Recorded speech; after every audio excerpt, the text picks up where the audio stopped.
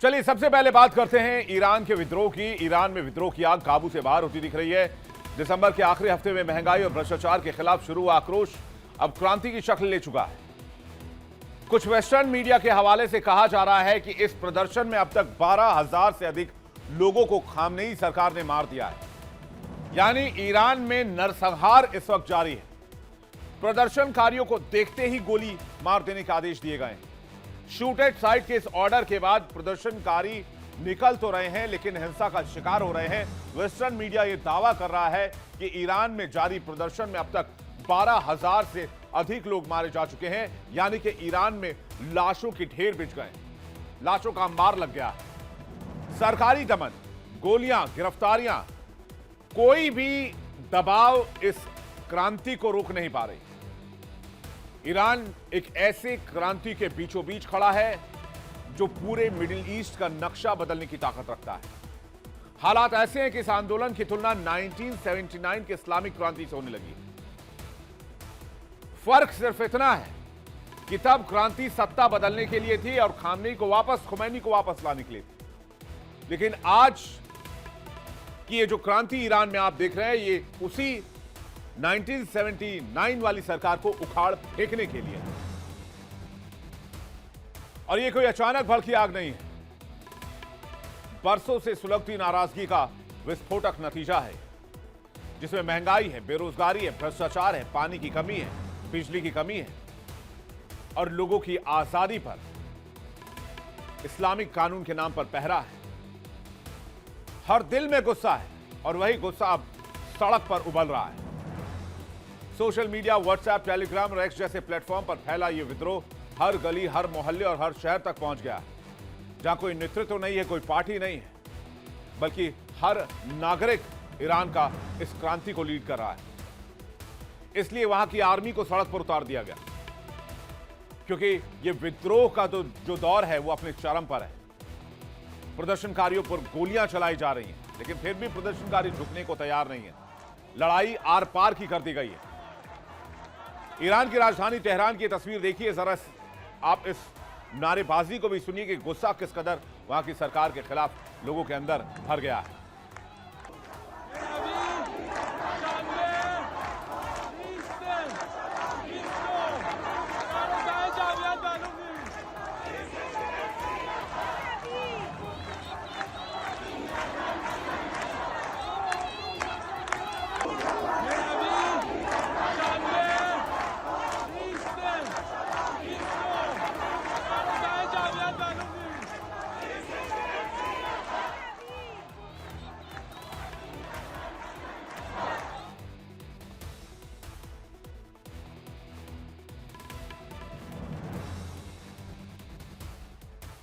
Iran की राजधानी Tehran समेत ईरान के इस्फहान में भी प्रदर्शन हो रहे, करज में भी उग्र प्रदर्शन जारी है, मशहद में भी आगजनी की जा रही है, शिराज में सेना और पुलिस लाचार नजर आ रही है, कुंभ में भी जोरदार प्रदर्शन देखने को मिल रहे हैं। सेना और पुलिस की ताकत नाकाम हुई तो सरकार ने समर्थन में प्रदर्शन भी करवाए, लेकिन इसका भी कोई खास फायदा नहीं हुआ। दुनिया में हर भीड़ का एक नेता होता है। ईरान में बगावत की आग अब सिर्फ अंदर तक सीमित नहीं रह गई। इस विद्रोह के पीछे छिपा एक बड़ा पेरिस कनेक्शन। ईरान के विद्रोह का नेटवर्क सिर्फ देश ही नहीं, बल्कि पेरिस जैसे बड़े यूरोपियन शहरों तक फैला हुआ है। पेरिस में रहने वाले कई ईरानी प्रवासी और राजनीतिक कार्यकर्ता इस आंदोलन की योजना और फंडिंग में शामिल हैं। सोशल मीडिया और सीक्रेट कम्युनिकेशन चैनल्स के जरिए ये पेरिस आधारित समूह ईरान के अंदर फैले विद्रोह को दिशा दे रहे हैं। और सामने आई है एक ऐसी शख्सियत जिसे मैडम एम कहा जा रहा है, जो सीधे तौर पर ईरान के सर्वोच्च नेता आयतुल्लाह खामनेई की सत्ता को चुनौती दे रही है। तो क्या है इस कनेक्शन की सच्चाई और कौन है मैडम एम, आइए जानने की कोशिश करते हैं। ईरान विद्रोह की मिस्टीरियस लीडर इन्हें माना जा रहा है। मैडम एम के नाम से मशहूर है मरियम रजावी, MEK की प्रमुख और NCRI की अध्यक्ष हैं। पेरिस से खामनेई सत्ता को चुनौती दे रही हैं। पेरिस को पूरे विद्रोह का कंट्रोल रूम बनाकर रखा है। आपको बता दें कि फंडिंग और हथियारों की सप्लाई की मुखिया हैं। ईरान के हर उस शहर में उनकी बातचीत हो रही है। ईरान की सरकार के लिए बड़ा खतरा है मैडम एम, और अमेरिका, इजराइल से मरियम रजावी को समर्थन भी हासिल है, यह भी कहा जा रहा है। शुरुआती दौर में दो चेहरे सामने आए। पहले चेहरे का नाम है रजा पहलवी और दूसरा चेहरा है मरियम रजावी। रजा पहलवी अंतिम शाह के बेटे हैं और मरियम रजावी निर्वासित वामपंथी संगठन की चीफ हैं। माना जा रहा है कि लंबे समय तक यूरोप के अलग अलग शहरों में रहने वाली मरियम रजावी ने ही ईरान में विद्रोह की चिंगारी सुलगाई और अब इस चिंगारी ने विकराल रूप ले लिया है। मरियम रजावी ने 1993 से ही निर्वासित सरकार का नेतृत्व संभालते हुए ईरान में तख्ता पलट की नींव रख दी थी। उन्होंने ईरान के भीतर बिखरे हुए विपक्षी गुटों को एकजुट किया और विशेष रूप से अल्पसंख्यकों को संगठित कर खामनेई सरकार के खिलाफ एक मजबूत मोर्चा तैयार किया। मरियम रजावी का लक्ष्य केवल प्रदर्शन करना नहीं है, बल्कि मौजूदा शासन को, मौजूदा सत्ता को उखाड़ फेंकना और अपने पति की मौत का बदला लेना भी। विद्रोह को धार देने के लिए मरियम ने मुजाहिदीन ए खालक नाम के संगठन को तैयार किया, जो इस समय प्रदर्शन का सबसे बड़ा स्तंभ बना हुआ है। दावा किया जा रहा है कि पेरिस से ही इस आंदोलन के लिए गुप्त रूप से भारी फंड और हथियार भिजवाए गए। अमेरिकी और इजरायली खुफिया एजेंसियों की मदद से मरियम ने ईरान के भीतर अपने नेटवर्क को इतना मजबूत कर लिया कि सरकार के लिए भी इसे तोड़ पाना बहुत मुश्किल हो गया। मरियम रजावी का यह संघर्ष केवल राजनीतिक नहीं, बल्कि व्यक्तिगत प्रतिशोध की भावना से भी जुड़ा हुआ है। इसके पीछे एक कहानी। बताया जाता है कि उनके पति मसूद रजावी, जो एमई के प्रमुख थे, 2003 में ईरान से रहस्यमय तरीके से लापता हो गए और उनकी हत्या का सनसनीखेज आरोप ईरान की सरकार पर लगा। तभी से मरियम 1980 से चले आ रहे अपने निर्वासन का अंत करने और खामनेई सत्ता को धूल चटाने के लिए सही मौके का इंतजार कर रही थी, जो अब उन्हें मिल चुका है। लेकिन इसके पीछे एक और हाथ है। ईरान का दावा है कि अमेरिका इस मामले में और इजराइल इस मामले में बहुत बड़ी भूमिका निभा रहा है। कहते हैं खाड़ी क्षेत्र में अमेरिका का यह पावर शो है। कतर के अल उदैद एयरबेस पर अमेरिका ने सैन्य मौजूदगी भी बढ़ा दी है। B-52 स्ट्रेटेजिक बॉम्बर की तैनाती कर दी गई है। KC-135 एयर टैंकर से मिड एयर रिफ्यूलिंग की तैयारी की जा रही है। C-17 ग्लोबमास्टर सैनिक हथियारों की आवाजाही तेज कर दी गई है। C-5 गैलेक्सी से भारी सैन्य साजो सामान तैनात किए जा रहे हैं। ईरान पर बढ़ते तनाव के बीच अमेरिका अलर्ट पर है। मिडिल ईस्ट में किसी भी हालात से निपटने की तैयारी है, खास करके ईरान में। अमेरिकी अधिकारियों ने राष्ट्रपति ट्रंप को ब्रीफ किया है। ईरान पर हमले के लिए संभावित सैन्य विकल्प तैयार कर लिए गए। एयर स्ट्राइक, साइबर अटैक और सीमित सैन्य कार्रवाई पर चर्चा हो रही है। खास करके ईरान रिवोल्यूशनरी गार्ड्स के ठिकानों को निशाना बनाने के लिए विकल्प ढूंढे जा रहे हैं। ट्रंप ने सभी विकल्प खुले रखने के संकेत दिए हैं। हमले के बाद ईरान के पलटवार की आशंका भी है। इसकी तैयारी भी इस वक्त अमेरिका कर रहा है। इस पूरे मिशन के पीछे अमेरिका और इजराइल जैसी वैश्विक शक्तियों का समर्थन भी मरियम रजावी को है और ईरान के विद्रोही गुटों को है, जो ईरान के शासन को वहां से उखाड़ फेंकना चाहते हैं। अल्पसंख्यकों और असंतुष्टों की एकजुटता ने इस आंदोलन को एक जनक्रांति का रूप दे दिया है, जिसे दबाना अब ईरानी सरकार और वहां की IRGC के लिए चुनौती है। पेरिस से कंट्रोल हो रही ये चिंगारी अब ईरान के कोने कोने में विकराल आग बन चुकी है। यह सिर्फ प्रदर्शन नहीं, सत्ता के खिलाफ खुली बगावत है। यानी जहां कभी इस्लामी शासन की लोहे की पकड़ मानी जाती थी, वहां आज विद्रोह की आग भड़क चुकी है और प्रशासन इसे दबाने के लिए हजारों लोगों के मौत के घाट उतारने में भी गुरेज नहीं कर रहा। अब ईरान में विद्रोह के बीच में जो डोनाल्ड ट्रंप की चेतावनी कितनी बार आई है, क्यों ये कयास लगाए जा रहे हैं कि ईरान पर अमेरिका कभी भी हमला कर सकता है, तो इसके लिए आपको डोनाल्ड ट्रंप के उन कमेंट्स को देखना होगा जो उन्होंने ईरान को लेकर दिए। ईरान में प्रदर्शन पर ट्रंप बोले कि ईरान के लोगों के साथ अमेरिका खड़ा है। दूसरा बयान आया कि मौत की खबरें सामने आई। ट्रंप ने कहा ईरान अपने ही लोगों पर जुल्म करना बंद कर दे। तीसरा बयान आया कि जब ईरान में सेना पुलिस की कार्रवाई तेज हुई तो ट्रंप ने चेतावनी दी कि हिंसा के गंभीर नतीजे होंगे। मानवाधिकार उल्लंघन का मुद्दा भी उठाया जा रहा है। डोनाल्ड ट्रंप कह रहे हैं कि हर मौत का हिसाब लिया जाएगा।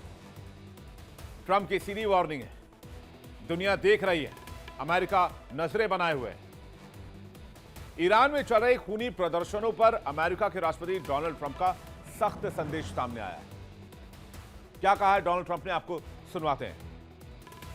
To all Iranian patriots, keep protesting, take over your institutions if possible, and save the name of the killers and the abusers that are abusing you. You're being very badly abused. If the numbers are right now, I hear 5 different sets of numbers. I hear numbers, look, 1 death is too much, but I hear much lower numbers, and then I hear much higher numbers. But I say save their names because they'll pay a very big price. And I've canceled all meetings with the Iranian officials until the senseless killing of protesters stops. And all I say to them is help is on its way. You saw that I put tariffs on anybody doing business with Iran. Just went into effect today. And I say make Iran great again. You know, it was a great country until these monsters came in and took it over. तो Donald Trump को आपने सुना। Donald Trump कह रहे हैं कि हमने Iran पर बहुत सख्त सैंक्शंस लगाए हैं। कोई भी ईरान से व्यापार करेगा तो उस पर टैरिफ इंपोज किया जाएगा फौरन। ईरान के साथ बातचीत के सभी चैनल्स को अमेरिका बंद कर चुका है। यानी बात आर पार की हो चुकी है। बातचीत का चैनल खत्म हुआ, समझ लीजिए कि अमेरिका एक्शन में है और अब अमेरिका कभी भी ईरान में घुस सकता है। ईरान की सड़कों पर आग है और वॉशिंगटन इसे मॉनिटर कर रहा है। अमेरिकी राष्ट्रपति डोनाल्ड ट्रंप खुलकर वार्निंग दे रहे हैं। ट्रंप का सीधा मैसेज है, विरोध जारी रखो, संस्थाओं पर कब्जा करो, जालिमों के नाम नोट करते रहो। ट्रंप कह रहे हैं कि हत्यारों को उनकी कीमत चुकानी पड़ेगी। ट्रंप ने वो कह दिया है जो अब तक खुलकर कोई नहीं कह रहा था। यह सिर्फ बयान नहीं है, ये एक चेतावनी है, एक साइकोलॉजिकल प्रेशर भी आप इसे कह सकते हैं, क्योंकि ईरान जल रहा है, खामनेई पर प्रेशर है और डोनाल्ड ट्रंप विद्रोहियों को हौसला दे रहे हैं और यह भी कह रहे हैं कि खामनेई ईरान छोड़कर भाग सकते हैं। यानी कि अमेरिका अभी भी खामनेई को ऑप्शन दे रहा है कि वक्त है, आप अभी भी ईरान छोड़कर निकल जाइए। यह ठीक वैसा ही है जैसे वेनेजुएला को लेकर बार बार डोनाल्ड ट्रंप कहते रहे कि मादुरो के लिए मौका है, वो सत्ता हैंडओवर कर दें, वेनेजुएला छोड़ दें। लेकिन जब मादुरो नहीं हटे तो अमेरिका ने ऑपरेशन शुरू किया और मादुरो को गिरफ्तार कर लिया। तो क्या ईरान में सत्ता पलटने की पटकथा पूरी हो चुकी है? ट्रंप का बयान ऐसे समय में आया है जब व्हाइट हाउस संकेत दे चुका है कि ईरान के मामले में सारे ऑप्शंस ओपन हैं। व्हाइट हाउस की प्रेस सचिव कैरोलिन लेविट ने कहा कि कूटनीतिक प्रशासन की पहली प्राथमिकता है, लेकिन हवाई हमले भी विकल्प में शामिल है। इसके साथ ही ट्रंप ने एक बड़ा आर्थिक फैसला भी सुनाया। उन्होंने घोषणा कर दी कि जो भी देश ईरान के साथ व्यापार करेगा उस पर अमेरिका के साथ होने वाले व्यापार पर 25% का एक्स्ट्रा टैरिफ लगाया जाएगा, यानी कि पेनाल्टी टैरिफ लगाई जाएगी। ट्रंप ने इस बिल को साइन भी कर दिया और इस आदेश को अंतिम और निर्णायक करार दिया है।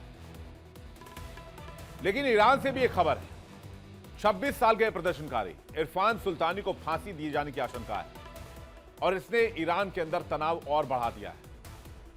कहते हैं इरफान को 8 जनवरी को गिरफ्तार किया गया और 11 जनवरी को हिंसा भड़काने का दोषी ठहराते हुए मौत की सजा भी सुना दी गई।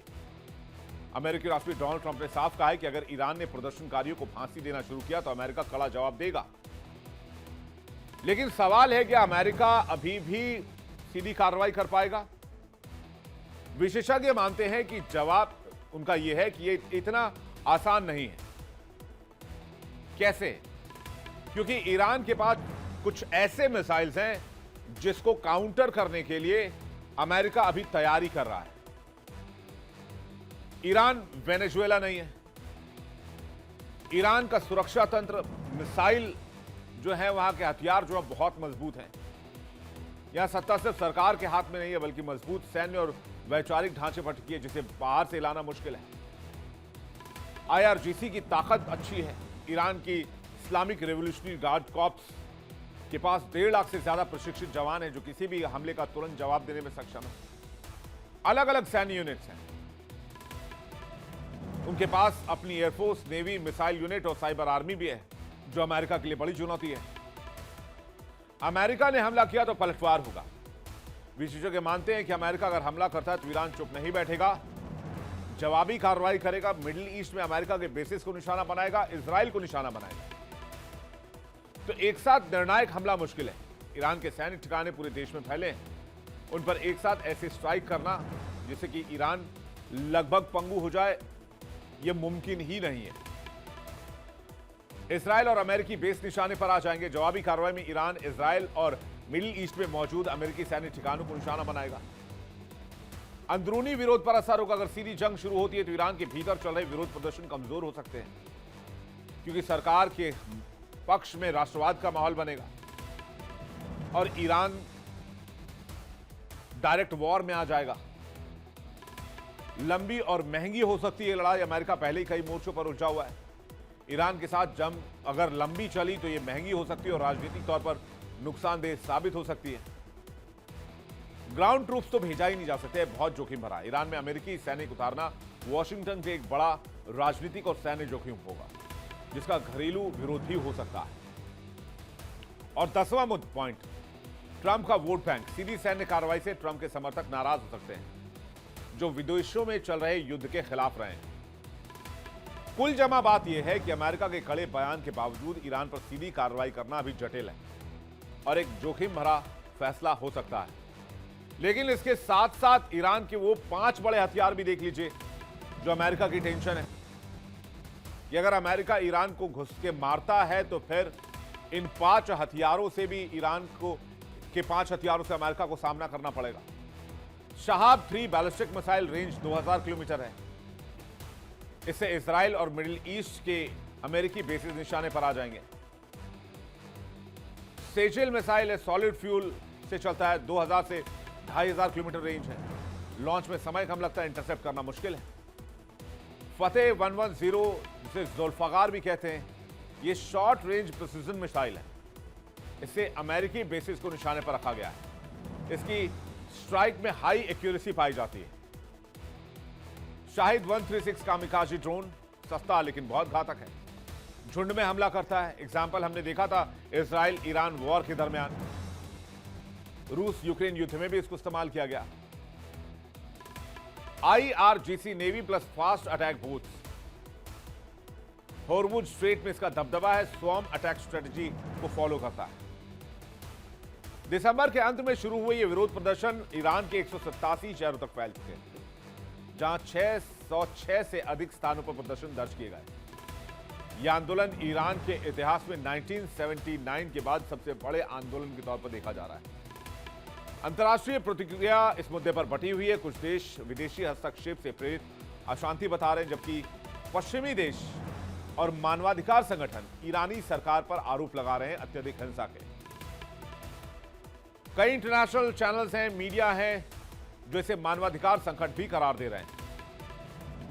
और इसलिए देखना बहुत इंपॉर्टेंट है कि इसमें अमेरिका क्या मूव लेता है। अमेरिका के अगले मूव पर ही ईरान में क्या होगा, इस पर सारी बातें टिकी हुई हैं और अमेरिका के हर मूव पर हमारी नजर रहेगी। वर्ल्ड नाउ में हम आपको अपडेट देते रहेंगे। इस खबर से जुड़ी हुई जो भी जानकारी सामने आएगी